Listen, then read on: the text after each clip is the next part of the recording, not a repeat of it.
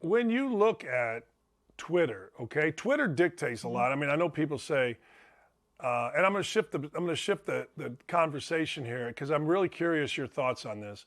What do you think Elon Musk's being the largest shareholder in Twitter? What do you think that I will hope a impact? lot. I mean, honestly, I do. The freedom of speech that's taking place, and you can argue that Twitter is a private company, which it is, even though it's publicly held and traded. My argument is that the public square has shifted. So, with our freedom of speech, the notion was like you can go on the public square and say whatever you want within, certain restrictions, not inciting violence and so forth. Um, and my argument is that in 2022 social media has become the public square. So yes, I could go stand outside my house or in downtown and share my opinion, but I'm not going to reach the people that I would reach on Twitter, on Facebook, on Instagram, or Parler, whatever you're on. So I think when it comes to the interpretation of the Constitution, the Bill of Rights, like we have to understand that the public square in which was protected free speech has changed, and it's taken on a technological component to it, which does have a private company component. But I think in the modern day, that has become where we get out our free speech. Uh, Elon Musk's purchase of the shares of Twitter that he has, I think he's like 9% now. Um, I think is huge because, and I don't know how much like he can change company policy with his vote and being on the board now, if he's just won, if they need a majority, and like how all those things work. But the problem is, and we're seeing this with companies throughout really the country, but probably the world, like they're all owned by the same people.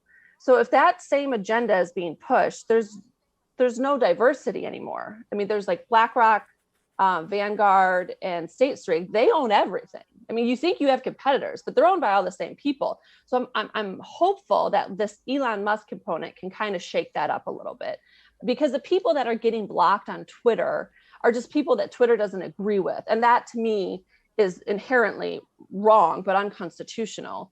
I remember what I learned about free speech at the University of Miami, and my professor, his big thing was the answer to bad speech isn't less speech, it's more speech.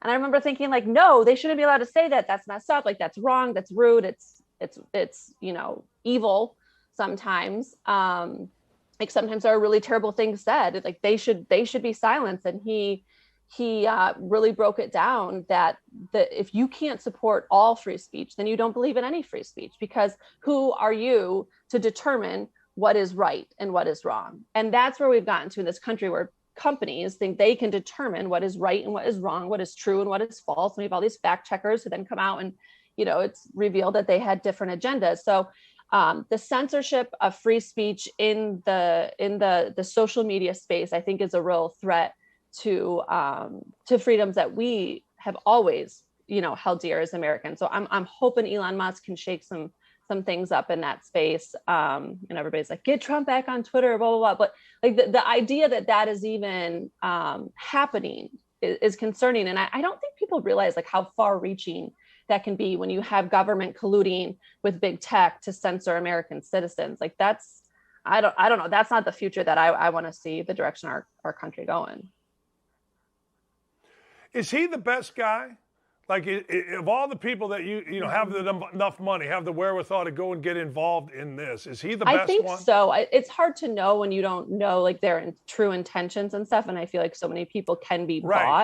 bought. But when you see the collusion that I think has taken place, and maybe that's too strong of a word, they'd probably call it collaboration, that's taken place with big tech and government and big pharma, it's scary. It's scary how quickly something gets taken off of YouTube for just mentioning a prescription that starts with the letter I that some people have used to treat COVID. Like it gets, it gets flagged, it gets taken down.